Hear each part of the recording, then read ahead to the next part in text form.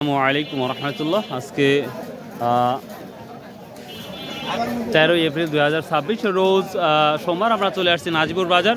নাজিপুর বাজার প্রকৃত সপ্তাহে 2টা দিন লাগে, সোমবার ও বৃহস্পতিবার। আজকে ধানের আমদানিটা দেখতে পাচ্ছি কিছু সামথিং ধান না থাকার কারণে সেভাবে চাহিদা আমরা দেখতে পাচ্ছি না। আসসালামু আলাইকুম। আজ কি ধান নিয়ে আসছেন আজকে? গুটি স্বর্ণ কত বলতেছে গুটি স্বর্ণা? 1060 1060 টাকা মন বলতেছে। মাত্র 1060 টাকা মন বলতেছে গুটি স্বর্ণা, যেখানে ধান ছিল 1260, সেটা কমে দাঁড়িয়েছে মাত্র 1060 টাকা। এই জায়গা ভাইয়া 29 ধান কত বিক্রি হয়েছে বড় ভাই?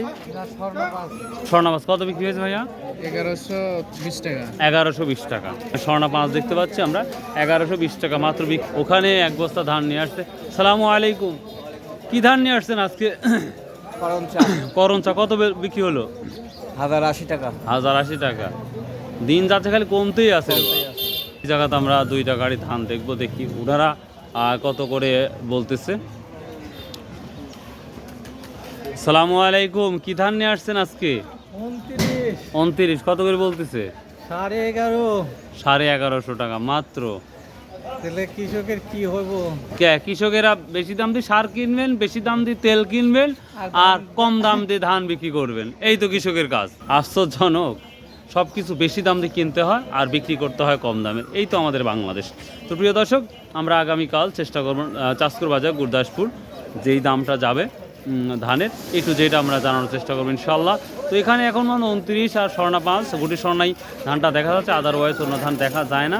তো আমরা সর্বোচ্চ ধানের হাই প্রাইস যেটা আমরা দেখেছি, ধান নিয়ে আসছেন বড় ভাই, বিক্রি করছেন কত? 1190। তা আপনি তো জিতেছেন মনে হয় আজকের বাজারে। আপনি হচ্ছে ধানে 1350 উপরে পরনি পড়ে গেছে ভাই জমি। তা তো বুঝতেই পারতেছি, কিন্তু এখন ওই ধান কম দামে বিক্রি করেন আর সার আর তেল বেশি দামে কিনেন। 3500 টাকা বস্তা পাওয়া যাচ্ছে নাই কই? আর ওই আশপাশে বাঁশের ঝাড়টার আছে, একটা বাঁশ কি আইকিয়ালা বাঁশ রাখেন। আইয়ালা বাস দরকার ভাই এখন। কি কব ভাই? দর্শক আপনারা মনে কিছু করবেন না, আর কষ্টে এই কথাটা বললাম, ভাইয়ের সাথে একটু ঠাট্টা করলাম। তো যাই হোক, এই ছিল আজকে ধানের আপডেট। সো বাই আল্লাহ হাফেজ। আসসালামু আলাইকুম রহমতুল্লাহ। যদি সম্ভব হয় আসুন 5 ওয়াক্ত নামাজ পড়ি।